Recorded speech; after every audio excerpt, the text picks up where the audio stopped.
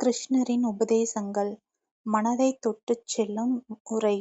இந்த உலகில் மனிதன் எப்போதும் சந்திக்கும் போராட்டங்களுக்கு கிருஷ்ணரின் உபதேசங்கள் ஒரு தெளிவான வழிகாட்டியாக இருக்கின்றன. கவலைகள் வந்தால் பயப்படாதே என்று அவர் நமக்கு சொல்கிறார். நம் கடமையைப் பலனை ஆண்டவனிடம் ஒப்படை என அறிவுறுத்துகிறார். மனம் கலங்கும்போது சுயநலத்தை விட்டு விலகச் சொல்கிறார்.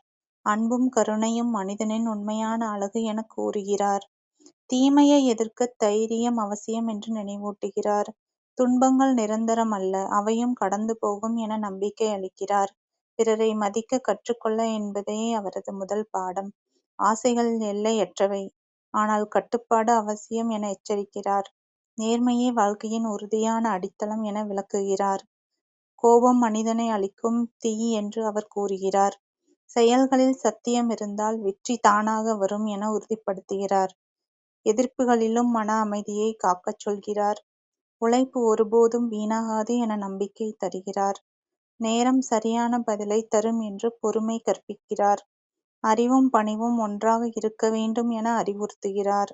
வாழ்க்கை ஒரு போர், ஆனால் தர்மமே வெற்றியின் ஆயுதம் எனச் சொல்கிறார்.